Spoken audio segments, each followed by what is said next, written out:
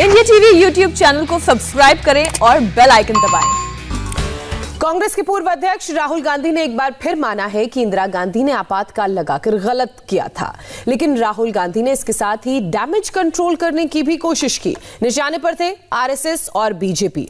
राहुल ने कह दिया कि कांग्रेस से बीजेपी की तुलना न पहले की जा सकती थी और न ही अब, लेकिन 5 राज्यों के चुनाव से ऐन पहले आपातकाल को लेकर राहुल गांधी का बयान कहीं कांग्रेस के गले की फांस न बन जाए। आज से 46 साल पहले ऑल इंडिया रेडियो से तत्कालीन प्रधानमंत्री इंदिरा गांधी की ये आवाज गूंजते ही देश में आपातकाल लग गया था। लेकिन आपातकाल के उस फैसले को उनके पोते और कांग्रेस के पूर्व अध्यक्ष राहुल गांधी ने एक बार फिर से कांग्रेस की गलती मानी है। I think that was a mistake. Absolutely, that was a mistake. And my grandmother said as much. Rahul Gandhi का इस कड़वे सच से एक बार फिर सामना हुआ। राहुल गांधी न्यूयॉर्क के कॉर्नेल यूनिवर्सिटी के एक वर्चुअल प्रोग्राम में शामिल हुए थे। लोकतंत्र और विकास विषयों पर चर्चा हो रही थी। राहुल गांधी से प्रोफेसर कौशिक बसु के साथ बातचीत में इंदिरा गांधी के आपातकाल और आज के मौजूदा समय में अंतर पूछा गया। राहुल ने माना कि 1975 में जो कुछ हुआ वो एक गलती थी। Was one blot on it. I don't know how you feel about that. 1975 to 77, the emergency. But that was 2 years. It's gone. I'm very curious how you look back and think of that. I think that was a mistake. Absolutely, that was a mistake.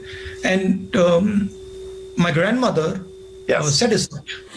Rahul Gandhi ने अपनी दादी के फैसले को गलत तो माना, लेकिन साथ ही ये भी कहा कि आज के वक्त में जो कुछ हो रहा है उसमें जमीन आसमान का फर्क है। राहुल गांधी ने अपने चिर परिचित अंदाज में संवैधानिक ढांचे का हवाला देते हुए आरएसएस और बीजेपी को कोसा और कह दिया कि कांग्रेस और बीजेपी की तुलना न तो तब हो सकती थी और न अब। And there's a fundamental difference between what happened in the emergency and it was wrong and what is happening now. The Congress party at no point attempted to capture India's institutional framework.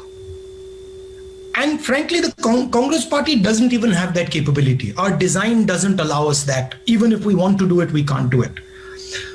The RSS is doing something fundamentally different. They're actually filling the institutions with their people. So look, even if we defeat the BJP in an election, we are not going to get rid of their people in the institutional structure.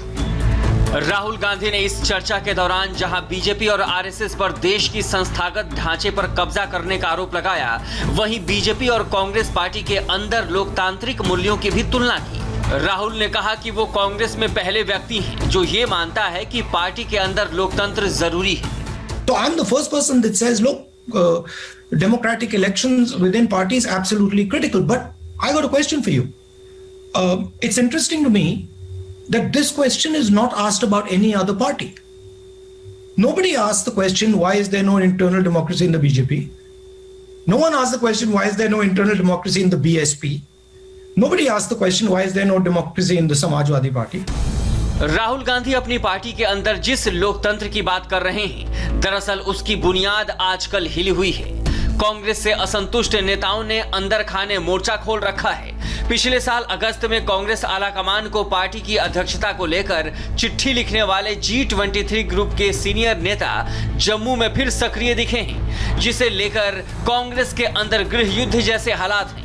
और राहुल गांधी हैं जो party के अंदर लोकतंत्र का गुणगान करते नहीं थक रहे। 5 राज्यों के चुनाव सिर पर हैं। ऐसे में एक तरफ जहां कांग्रेस अंदरूनी कलह से परेशान है, वहीं दूसरी तरफ राहुल गांधी का इमरजेंसी को लेकर यह बयान पार्टी के लिए दोधारी तलवार साबित हो सकती है। नमस्ते, मैं हूं मीनाक्षी जोशी। वीडियो और खबरों से अपडेट रहने के लिए India TV YouTube channel subscribe करें, बेल आइकन दबाना ना भूलें। जुड़े रहें इंडिया टीवी के साथ।